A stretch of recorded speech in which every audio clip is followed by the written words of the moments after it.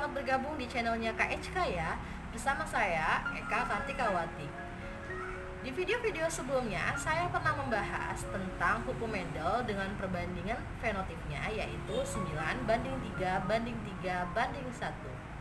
Ternyata di interaksi alel lainnya ada perbandingan yang berbeda dengan rasio klasik tersebut. Seperti ada perbandingan 9:3:4, 9:7, 13:3, 15:1, dan ada berbagai macam lainnya. Kenapa hal itu bisa terjadi ya? Nah, kalian harus tonton video ini sampai dengan selesai karena ada jawabannya di situ. Saran saya sebelum menonton video ini, kalian harus mengerti beberapa istilah penting dalam genetika. Karena penjelasan yang akan saya jelaskan di video ini menggunakan beberapa istilah-istilah penting dalam genetika tersebut. Kalau yang belum paham dan mengerti, kalian bisa cek di video saya sebelumnya tentang istilah penting dalam genetika. Kalau kalian sudah memahami, kalian boleh lanjut video ini, tonton sampai dengan selesai. Selamat menyaksikan. Ya, langsung saja saya akan menjelaskan tentang interaksi genetik. Interaksi genetik itu terjadi jika dua gen atau lebih menspesifikasikan enzim-enzim yang mengkatalisis langkah-langkah pada sebuah jalur bersama. Kemudian ada faktornya selain enzim, itu yang pertama adalah adanya interaksi atau hubungan antara dua gen. Kemudian adanya dominan atau gen resesif menyebabkan adanya interaksi sehingga menyebabkan fenotipnya berbeda dari kedua induknya. Kemudian ada istilah epistasis, yaitu gen atau lokus yang menyembunyikan gen yang lainnya. Dan ada hipostasis, yaitu gen atau lokus yang disembunyikannya atau yang ditutupi ya, yang ditutupi oleh epistasis. Ya, ini ada 6 interaksi epistasis yang akan kita bahas hari ini, yaitu ada epistasis dominan, epistasis resesif, gen-gen duplikat dengan efek kumulatif, yang keempat gen-gen dominan duplikat, yang kelima gen-gen resesif duplikat, dan yang terakhir tentang interaksi dominan dan resesif.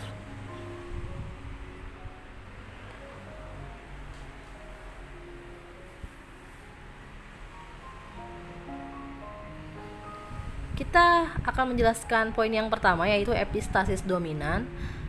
Perbandingannya adalah 12:3:1 ya. Nah, ini terjadi kalau alel dominan pada lokus A itu menghasilkan fenotip tertentu dengan tidak memandang kondisi di lokus lainnya. Jadi kata kuncinya adalah kalau lokus A-nya itu dominan, maka dia akan epistasis atau menutupi terhadap lokus B atau lokus lainnya. Intinya di lokus A-nya itu adalah harus dominan. Dan dominan itu bisa dominan homozigot atau bisa dominan heterozigot ya. Yang penting dominan. Kita lihat contohnya. Semuanya hampir sama ya, dari parental pertama itu disilangkannya adalah dari dua sifat yang berbeda, yaitu kalau di sini labu putih dan labu hijau, maka akan menghasilkan F1-nya labu putih, kemudian F1-nya saling disilangkan, baru dilihat perbandingan di F2-nya. Kalau klasiknya perbandingannya adalah 9:3:3:1. Nah, kalau ini nanti yang membuat perbedaannya. Di epistasis dominan itu perbandingannya 12:3:1. Yang berbedanya adalah di jumlah 12. Kenapa bisa 12 di situ? Karena tadi lokus A-nya itu harus dominan, baik homozigot maupun heterozigot. Kalau di sini labu putihnya dominannya heterozigot ya, P besar P kecil. Jadi kalau titik itu dibacanya P besar P kecil ya. Kemudian ditambah dengan 3 labu putih, sama juga lokus A-nya harus besar dominan. Maka fenotipnya sama tuh. 9 labu putih ditambah 3 labu putih jadi 12. Sedangkan yang di kuning dan hijau itu karena berbeda, karena dia tidak ada dominan di lokus A-nya. Yang kedua itu epistasis resesif. Perbandingannya adalah 9:3:4. Nah, kalau ini terjadinya karena lokus A-nya itu menunjukkan epistasis resesif terhadap lokus B, sehingga bisa menutupi lokus B. Jadi dominannya itu seolah-olah tertutupi oleh si gen resesif tersebut, ya. Nah, kita lihat di contohnya seperti apa.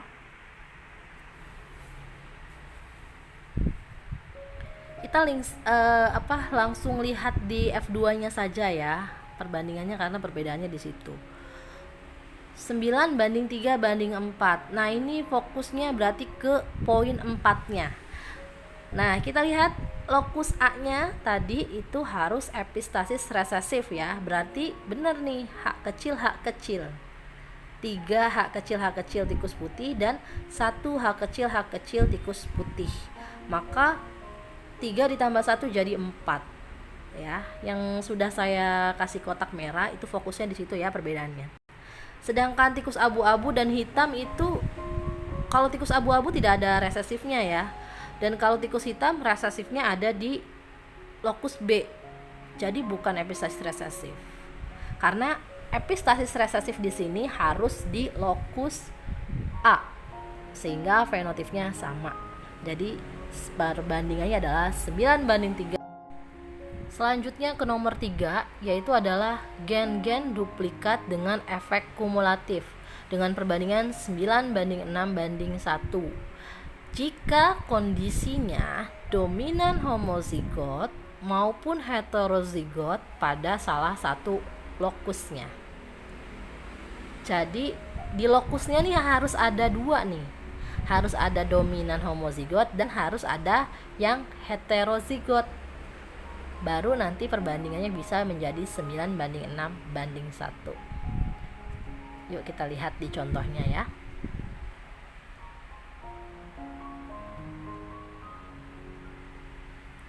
Kita lihat contohnya pada F2-nya, yaitu perbandingan 9:6:1.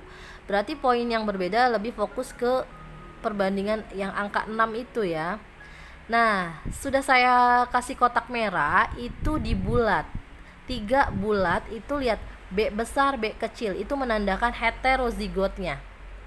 Sedangkan L kecil itu menandakan homozigotnya. Jadi di satu lokus itu ada yang homozigot, ada yang heterozigot, itu bulat ya. Kemudian 3 lagi nih, 3-nya bulat. Ada B kecil itu homozigotnya, L besar, L kecil itu adalah heterozigotnya. Jadi sama-sama bulat juga. Makanya 3 tambah 3 jadi 6. Kalau di cakram itu heterozigot semua tuh genotipnya. Kalau di lonjong itu homozigot semua. Jadi tidak ada campuran homozigot dan heterozigot. Nah, kemudian di nomor 4 itu adalah gen-gen dominan duplikat dengan perbandingan 15:1. Ini kalau keadaannya dominan dari kedua lokusnya atau yang mewakili gitu ya.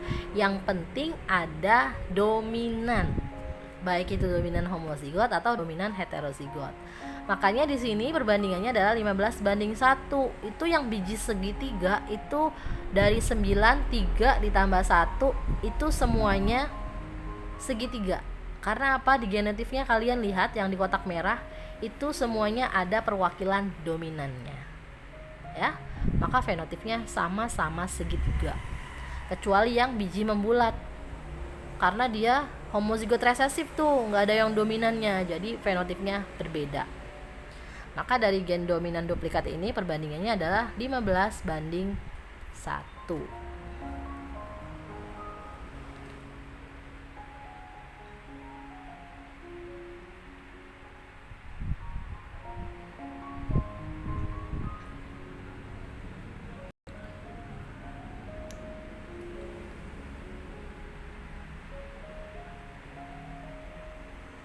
Di nomor 5 ada gen-gen resesif duplikat dengan perbandingan 9:7.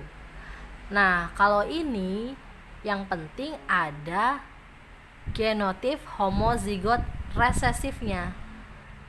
Baru nanti fenotipnya akan dihitung sama.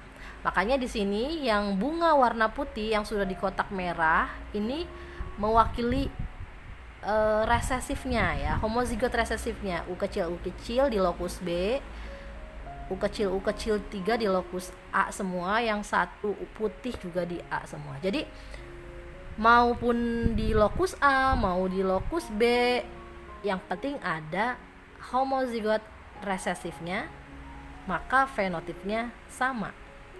Jadi di sini putih ada 7 ya, dari 3 ditambah 3 ditambah 1 jadi 7. Kalau yang ungu itu 9 karena dia tidak ada resesifnya, karena dia itu adalah heterozigot ya, U besar U kecil U besar U kecil, makanya fenotipnya beda sendiri, fenotipnya jadi warna ungu. Jadi perbandingannya 9:7.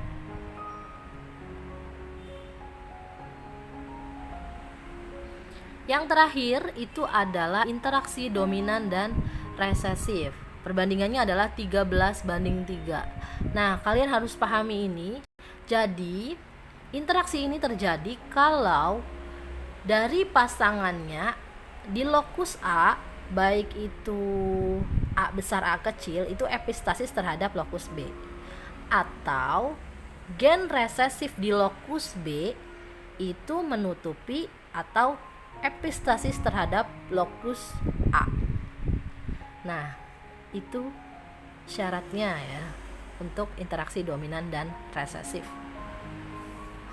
Kita lihat contohnya di sini, yang di kotak merah di nomor 1 yang 9 I besar I kecil itu adalah sebagai dominannya ya, dominan di lokus A. Kemudian yang kedua 3 I besar I kecil C kecil itu di lokus A-nya dominan heterozigot, dan yang di lokus B-nya adalah resesifnya. Sedangkan yang terakhir di 1 I kecil C kecil itu masuk putih juga karena C kecilnya termasuk resesifnya ya. Jadi perbandingannya 13:3. Kalau yang warna itu tidak ada yang mewakili ya. Di lokus A-nya resesif, di lokus B-nya dominan. Sedangkan tidak seperti itu harusnya ya. Nah, ini ringkasannya. Kalian boleh lihat dan pahami. Sebenarnya rasio utamanya adalah rasio klasik yang hukum Mendel 2 itu ya, 9:3:3:1.